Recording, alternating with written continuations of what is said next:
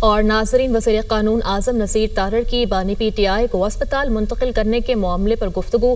ان کی جانب سے کہا گیا کہ آج رات 12 بجے تک منتقلی کا وقت ہے۔ اسپتال منتقلی اسلام آباد انتظامیہ کی ذمہ داری ہے، ابھی وقت ہے، دیکھیں کیا ہوتا ہے۔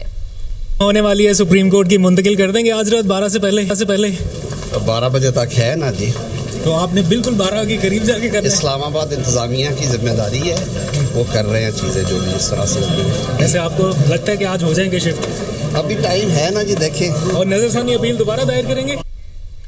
وزیر قانون اعظم نذیر تارڑ کی گفتگو آپ نے سنی۔ انہوں نے کہا کہ رات 12 بجے تک کا وقت ہے اور اسلام آباد انتظامیہ اس پر انتظامات کر رہی ہے۔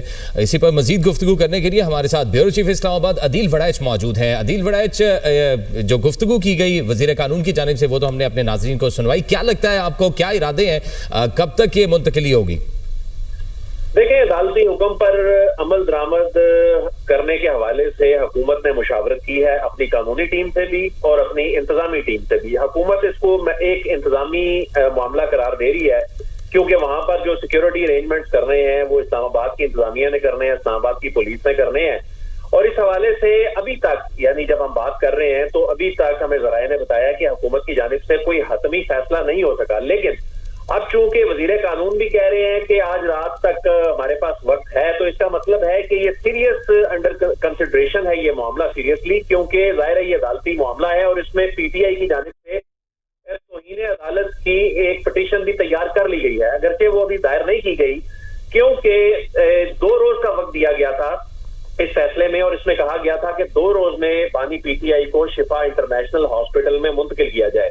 اس میں اب 2 دن کے دوران ظاہر ہے یہ سارا سیکیورٹی کلیئرنس اور ارینجمنٹ کرنا انتظامیہ کی ذمہ داری تھی، تو اب حکومت کو ایک چیز تو کی ریئلائزیشن تو نظر آ رہی ہے کہ حکومت اس معاملے پہ سوچ بچار کرنے بیٹھی ہے کہ اس کو ایگزیکیوٹ کیسے کیا جائے۔ ظاہر ہے اس معاملے میں ایک ہائی پروفائل موومنٹ ہے، ایک ہائی پروفائل جو ہے یہ منتقلی ہے، اور اس حوالے سے ساری ذمہ داری جو ہے وہ اسلام آباد انتظامیہ کی ہے۔ اور یہی وجہ ہے ہم نے دیکھا کہ جب نظر ثانی درخواست دائر کی گئی جو واپس بھی لے لی گئی، اس میں بھی اسلام آباد انتظامیہ ہی فریق بنی اور اس کو پھر ٹیکنیکل وجوہات کی بنیاد پہ واپس دینا پڑا۔